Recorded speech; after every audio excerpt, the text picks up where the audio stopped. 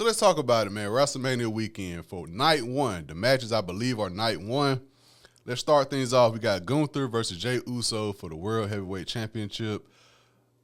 It goes back to Royal Rumble. Jey Uso won. Everybody at my watch party was like, what the hell? Because they just fought each other a week before the Royal Rumble. Gunther won. And at least for me, I didn't leave that match saying, Jey Uso needs a rematch. And I damn sure didn't leave that match saying, Jey Uso might need to win the Royal Rumble and have a rematch at WrestleMania. I definitely did not leave that match saying that. So Jey Uso winning the Royal Rumble was the beginning of this whole wrestling community civil war. I feel like you got some people saying, well, y'all were big on Jey Uso. Y'all hype Jey Uso. Y'all turning y'all back on Jey Uso. And I'm on the side of where this y'all coming from. Yes, he has the crowd participation with the yeet and all that good stuff, but I don't think you can find anybody outside of the fan interaction to say, Jey Uso, when the bell ring, he can give you a great match. Especially the level Gunther can. Gunther has been carrying this whole feud for the past 3 months. At the beginning, when Jey Uso won the Royal Rumble, they tried to combat the internet hate with, well, let's start the show off with Jey Uso. Look at all the fans doing the yeet shit and all that. And that was never the argument with us. We never said, well, Jey Uso is not liked by fans or nothing like that. We're saying when the bell ring, does this man deserves to be World Heavyweight Champion? No. Just because your merch is selling and you got the fan interaction does not mean you need to be World Heavyweight Champion.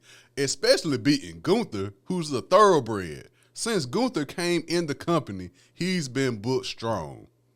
Last year, they screwed him with Sami Zayn. They had Sami Zayn beat him for the Intercontinental Championship after a historic run, and they did nothing with Sami Zayn after that. It's like, yeah, he had the belt, but what memorable feud did Sami Zayn have with the Intercontinental Championship?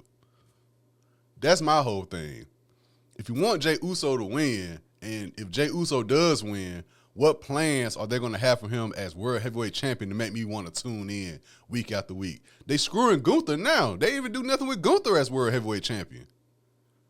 It goes back to building wrestlers, building storylines, and they just been lazy in doing that. You could have had Gunther. I'll take Gunther and Drew McIntyre. Give me Gunther and Braun Breaker. Do something. And then on the Jey Uso side of things, okay, you had him win the Royal Rumble. Me personally, if you want to tell me, let's have Jey Uso defend against Gunther at WrestleMania, what you could have did was just have John Cena win the Royal Rumble, because you got 2 nights of WrestleMania, you got a men and a women Royal Rumble winner, and neither one is main event in WrestleMania, which is the whole fucking purpose of winning the Royal Rumble match. It's the main event WrestleMania. I don't think Tiffany Stratton and Charlotte Flair trumps Roman Reigns, CM Punk, and Seth Rollins match. I don't think Gunther and Jey Uso trumps that men triple threat match. And if you want to have John Cena and Cody Rhodes, why not just have John Cena win the Royal Rumble? And then you could have had the Kofi Mania vibe, the Daniel Bryan vibe with Jey Uso and have the fans get behind them. But at the same time, if Jey Uso didn't win the Royal Rumble, nobody would say Jey Uso needs a title shot at WrestleMania against Gunther. And everybody's whole thing is, well, the story is Jey Uso can't win the big one. Whoop-de-whoop. It's damn Gunther. If it was Sami Zayn or somebody like that, I'd be like, okay, cool. This is Gunther, the most thoroughbred wrestler they got right now. And you mean to tell me Mr. Spear, Splash, Kick is going to beat Gunther or deserves to beat Gunther at WrestleMania after Gunther lost to Sami Zayn last year? Man, please. Gunther should win in a squash match. If this match is the first match Saturday night, I say Gunther wins in a squash match. If it takes a 3 count to win, Gunther needs to win in 2.5 seconds. Come on, man. The most exciting thing about this feud was when Gunther beat the hell out of Jimmy. And then the next week, they have Jey Uso do a promo in front of Gunther. No physical activity, nothing. He just whooped your brother ass in front of you, and the next week you come back and just do a promo. That's it. When the man's standing right there, not a slap, not a punch, not even a damn super kick. Just I could beat you. I could beat you. Come on, man. And you could have booked Jey Uso a lot stronger within these past few months. Austin Theory and Grayson Waller, 2 guys you are made it clear we're going to throw these guys to the bottom of the card. They ain't even mid-card no more. We throwing y'all to the bottom. We teased them breaking up. They didn't break up yet. We're going to have Jey Uso go against them two guys in preparation to fight Gunther at WrestleMania. Come on, man. Make it make sense. Make it make sense, man. Gunther should win. Gunther should win. If Jey Uso does win, I don't think they have anything for him storyline-wise. What feud can Jey Uso have as World Heavyweight Champion to make you be intrigued? If they showed that Gunther, they really didn't have no plans for Gunther. Gunther could just, when the bell ring, Gunther going to give you a good match. Gunther going to whoop somebody's ass and give you a good match. Jey Uso has yet to show me that. Last year at WrestleMania, him and his brother Jimmy stunk up the show. Come on, man. Make it make sense. Next, Jade Cargill versus Naomi. It's been storytelling with this. I thought it was going to be Jade Cargill and Bianca. But, you know, I understand if Jade is still limited in ring, we'll see how that goes with Naomi. Naomi turned heel. She's been great.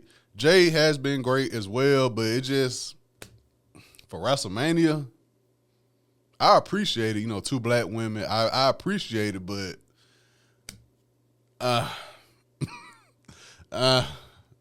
we'll see how it goes. I'm guessing Jade is going to win. The intriguing thing about this storyline is the fact they had Naomi turn heel. So now after this match, Naomi still has to be heel. Are they going to make her a qualified opponent for a possible women's heavyweight title match against either Tiffany or Charlotte in the future? Jade, what's going to happen with Jade and Bianca? Because at the Elimination Chamber, Jade came back, beat the hell out of Naomi, while Bianca was in the chamber still, in the pod, in the Elimination Chamber still. So after that, it was like, okay, it's going to be Jade, Naomi, Bianca story. And they just threw Bianca in the Raw women's heavyweight title picture, and she has nothing to do with this feud right now. So after this match, after WrestleMania, is Bianca going to come back in on the Jade Naomi feud or what?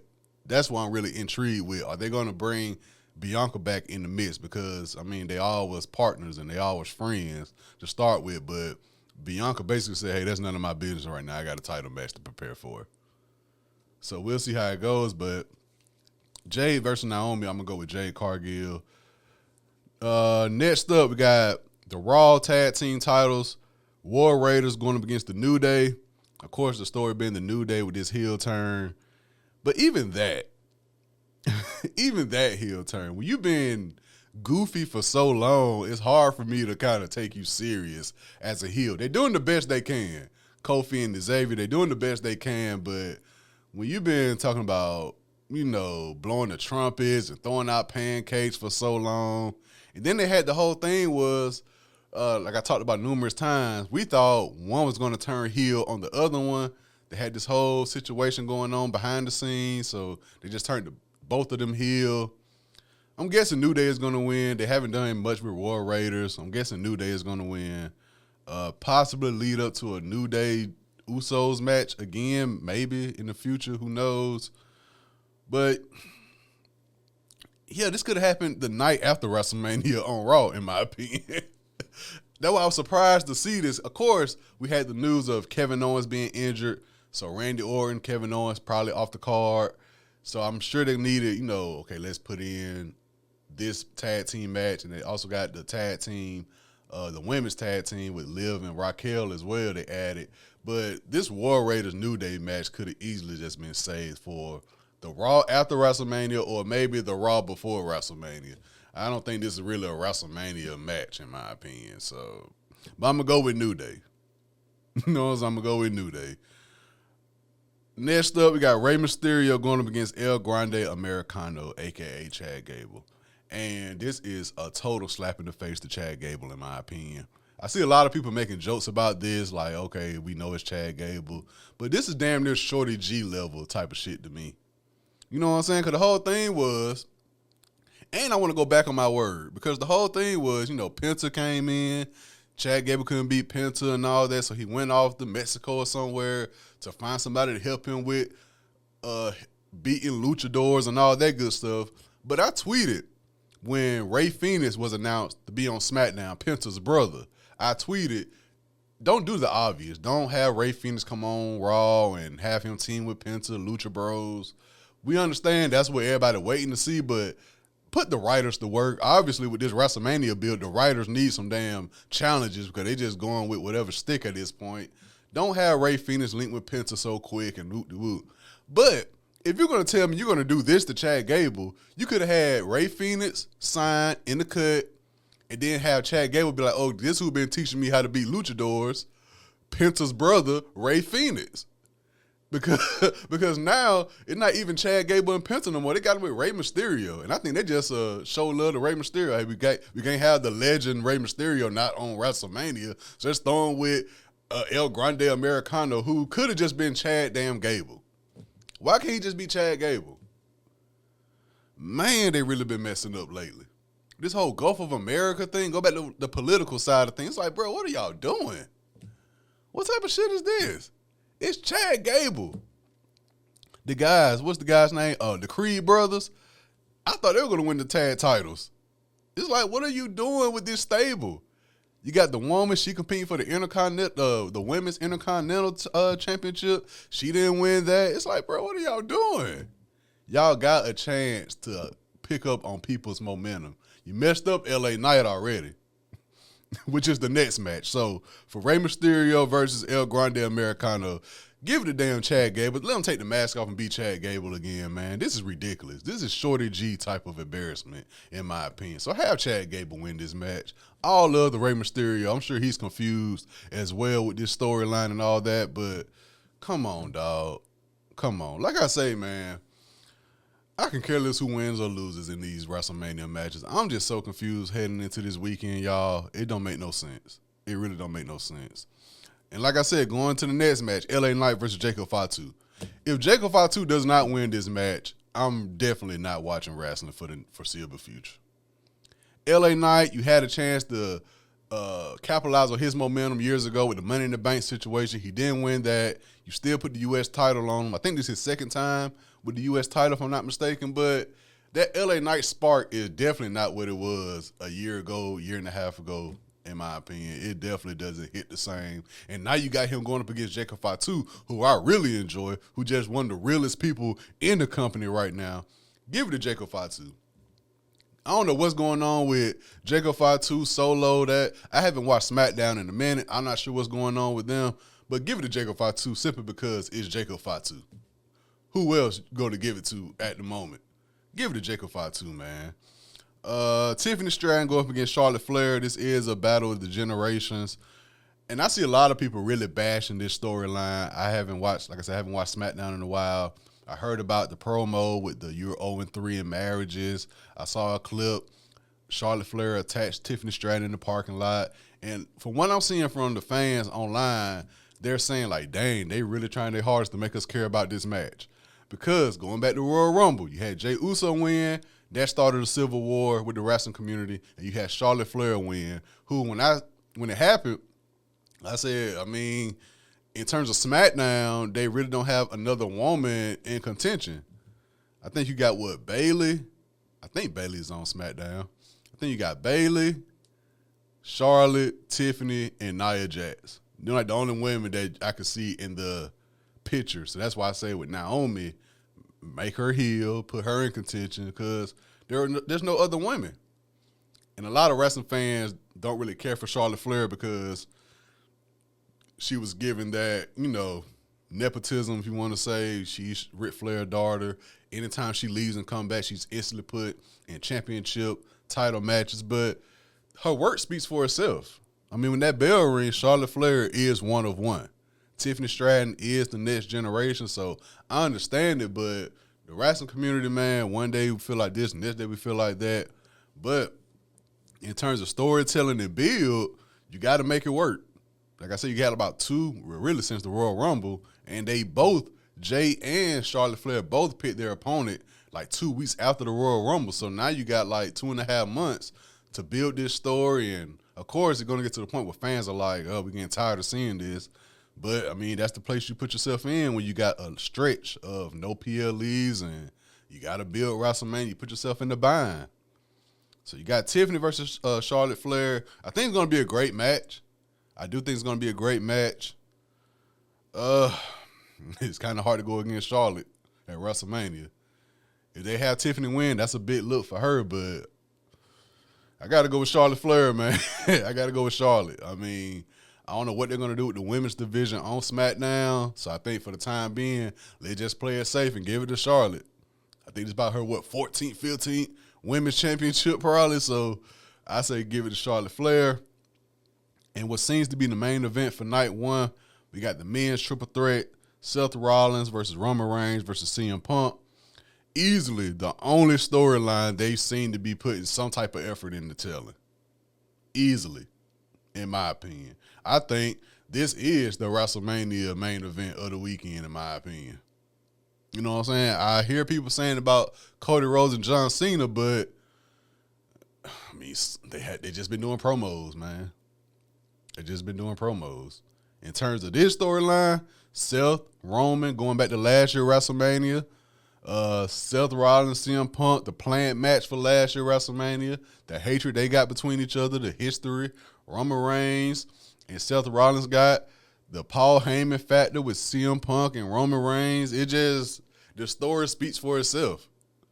I don't think none of the title matches, maybe outside of Cody Rhodes and John Cena, was going to trump this match in terms of main event status.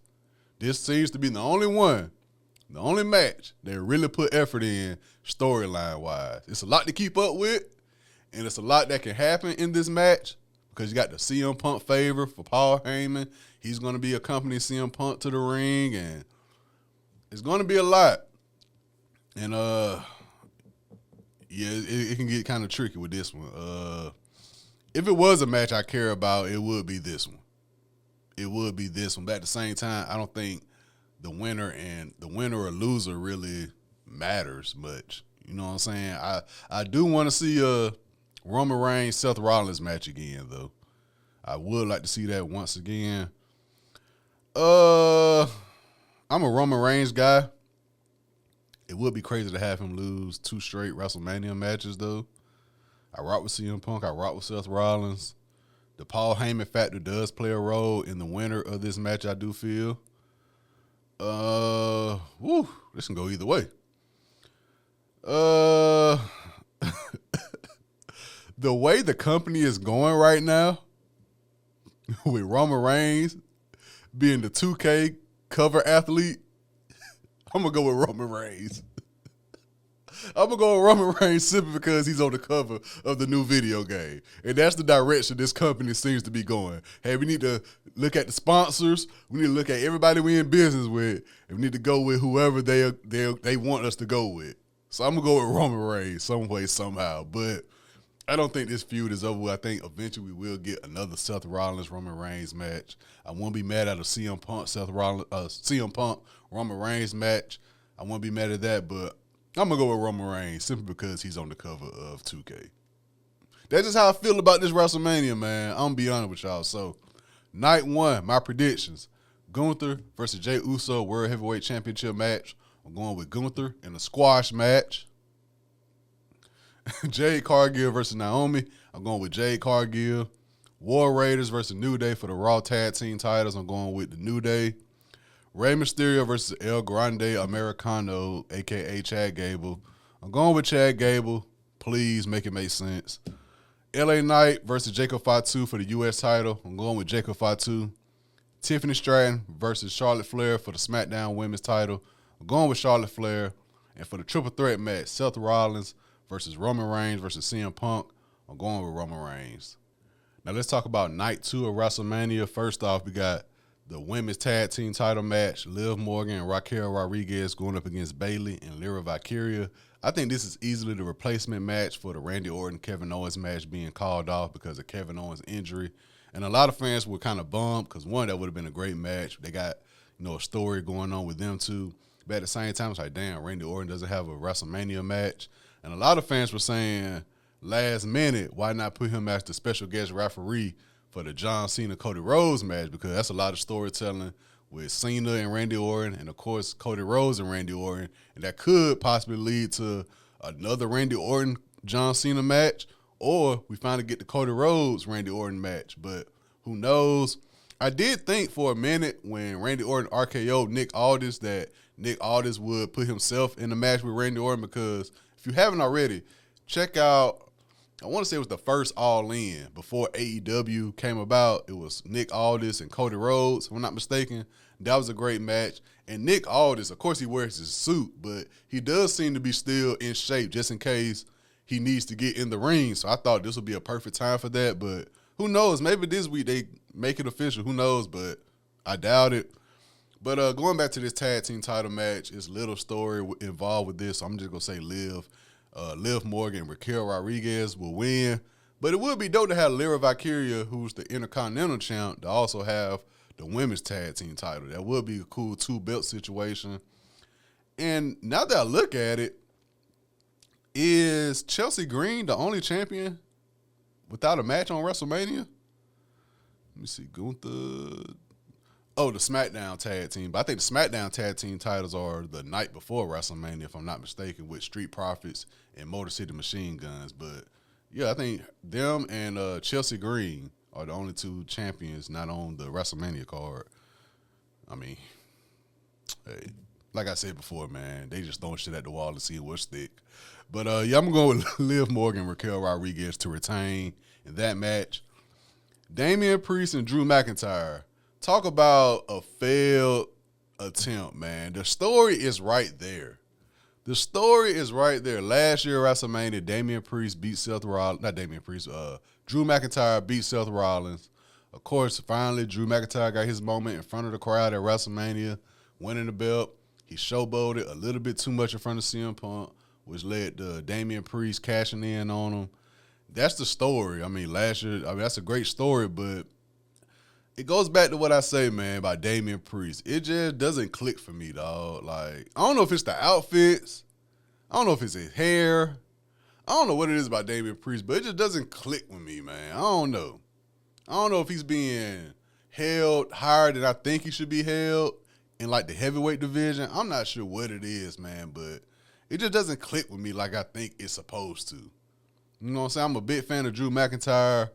I just really want him to have a good title run, man. You know what I'm saying? I feel like he's a great person who could be a great heel, but also have great jokes that people would laugh at. You know, I think Drew McIntyre would be a great world heavyweight champion, given a great run. So that's why last year it kind of bumped me out that they planned it like that, to have Damian Priest cash in on him. But I'm going to go with Drew McIntyre winning this match. I'm a Drew McIntyre guy, man. So I'm going to go with Drew McIntyre winning. Next up, for the men's Intercontinental Championship match, we got Braun Breaker going up against Dominic Mysterio, Finn Balor, and Penta. And it goes back to what I said, man. Just because you got the title doesn't mean they got plans with you. I think Braun Breaker, yes, the running around, spearing people is great. The one he did on Carlito recently was great. I enjoy it, but if that's all y'all got to do with the man, just have him come out there and spear people, that's it? That's it? That's all you're going to do? No story building, nothing, just, he's going to come out, he's going to spear people.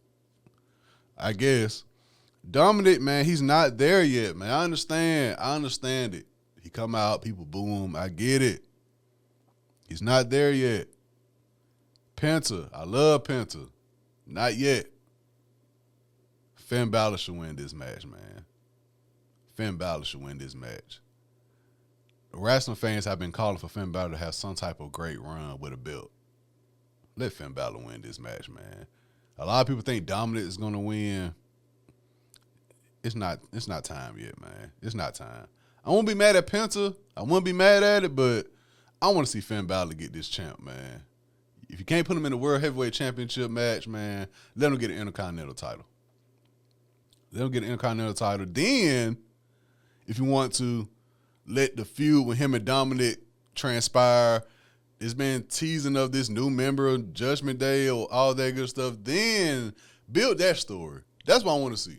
Have Finn Balor win this match, and then build a story with him and Dominic separating the Judgment Day, and maybe at SummerSlam or something, have Dominic beat Finn for the belt. But let Finn have a good run with the Intercontinental title match, and then move Braun Breaker up into the World Heavyweight Championship title contention.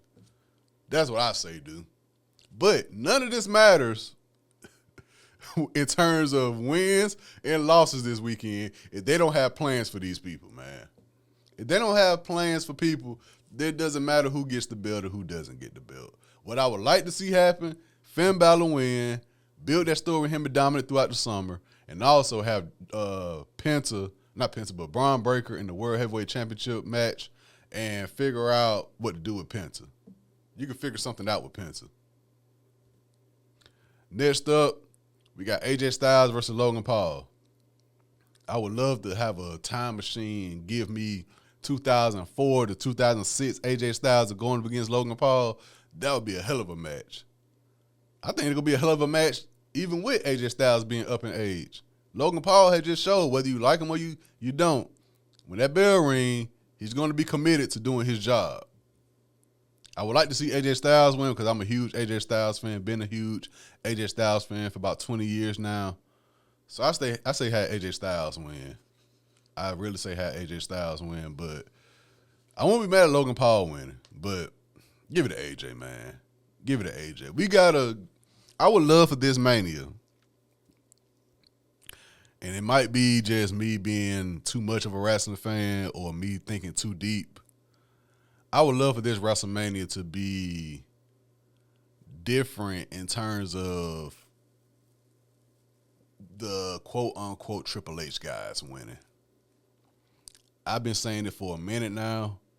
I think it's very clear who's the Triple H guys compared to who the fans would like to see win. I think it's kind of like damn near like a hand pick. Like, yeah, we're going to have Rhea Ripley involved regardless. We're going to have Jey Uso involved regardless. We got to have the Triple H people involved.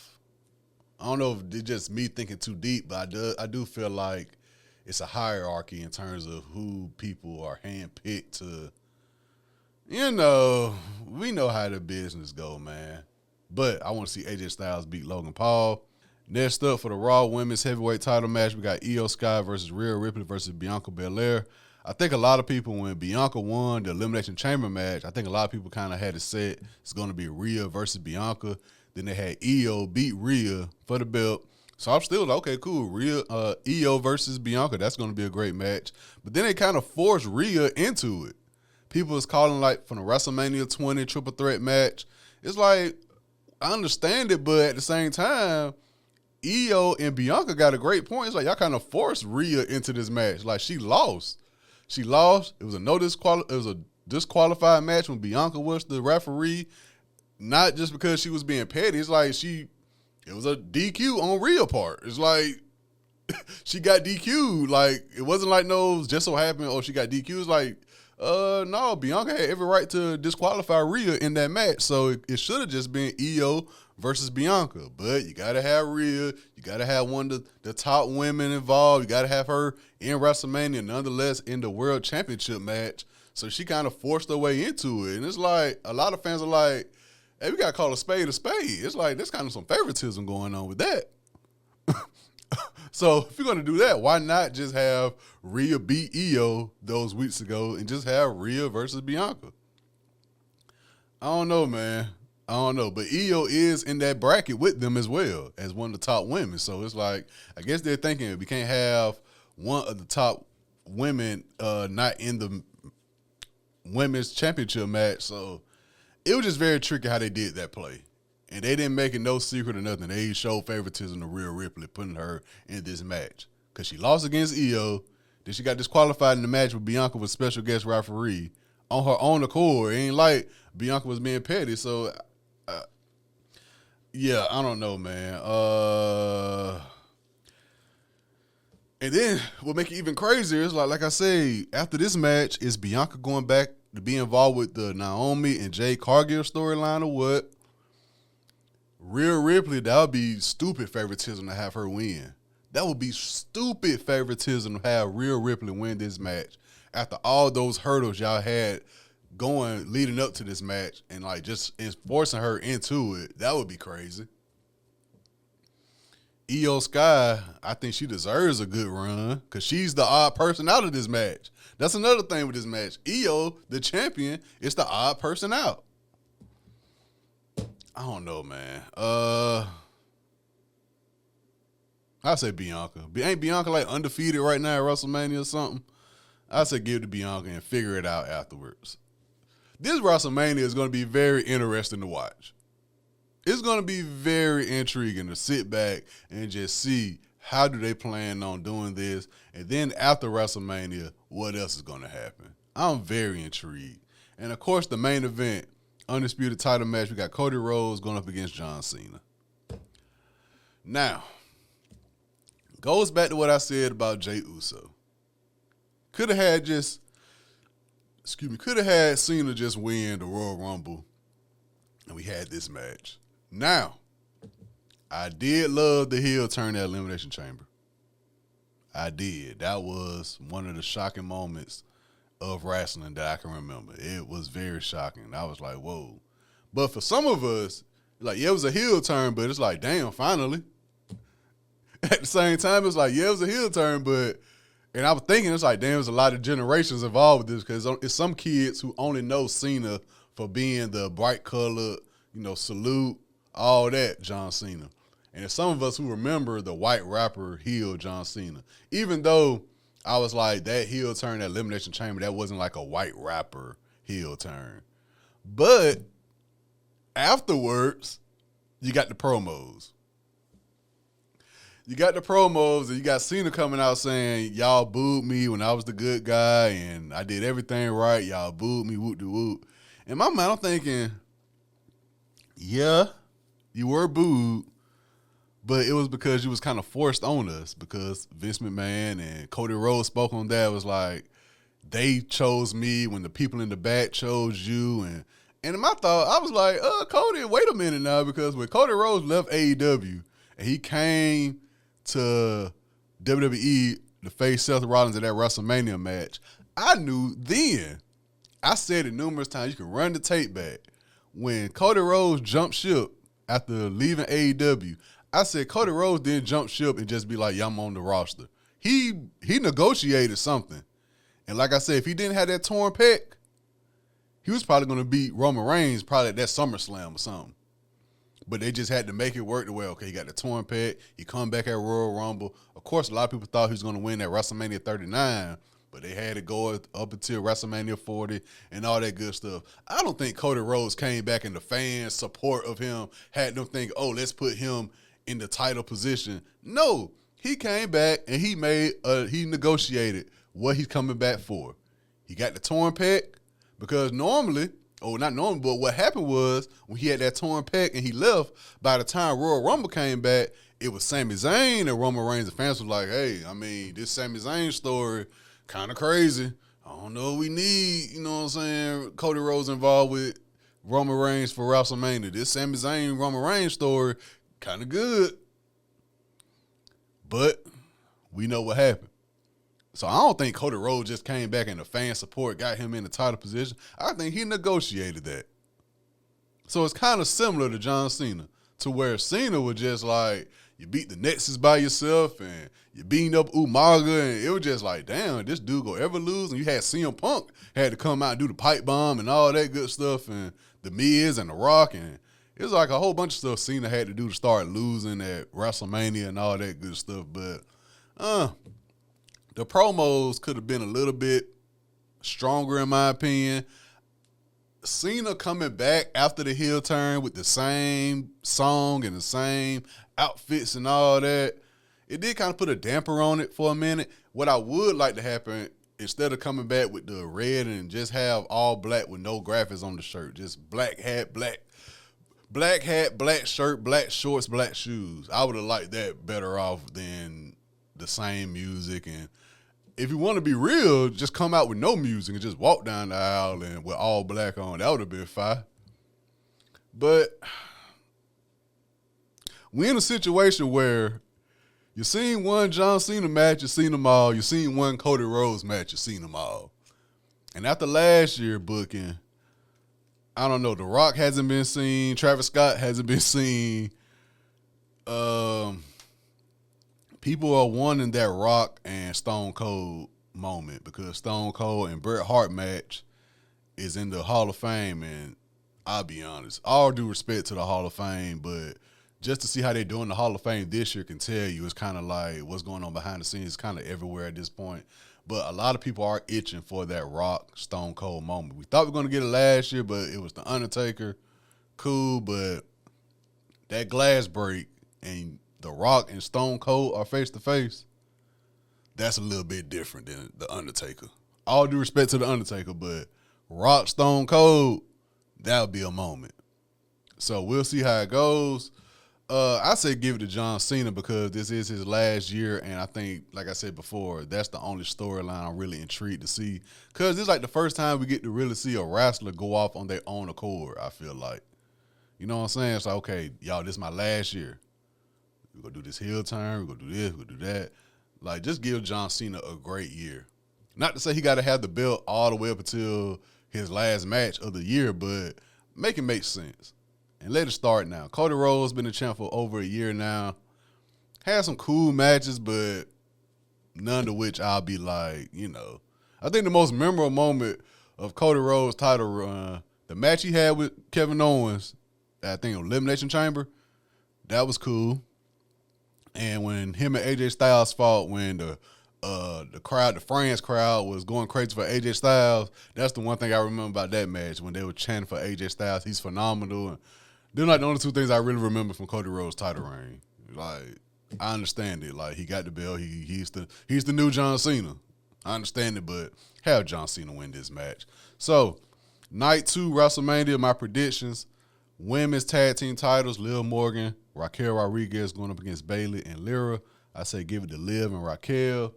Damian Priest going up against Drew McIntyre. I got Drew McIntyre. Braun Breaker versus Dominic versus Penta versus Finn Balor for the Intercontinental title. I say give it to Finn Balor. AJ Styles versus Logan Paul. I got AJ Styles. Women's World Heavyweight title match, Io Sky going up against Rhea Ripley and Bianca Belair. I say Bianca Belair. And for the undisputed title, we got Cody Rhodes going up against John Cena. I got John Cena. So like I said before, y'all, I'm very intrigued to see how this WrestleMania goes. I hope the matches are better than the storylines. I hope the matches are just, wow, like, damn the storyline, this is just a great match. I hope that's what I leave WrestleMania weekend saying. Like, storyline aside, these were some great matches. That's the only thing they got to hold on to right now, in my opinion. And after WrestleMania, what's going to happen? Do we got plans for certain wrestlers? What are the plans for the title holders? Make it make sense, because this past 3 months been kind of everywhere. Since Netflix, I've been like, okay, is somebody else making decisions? Are they going by sponsors, or what's going on? Because it just hasn't clicked to where I thought it was going to click. You know what I'm saying? So we'll see how it goes.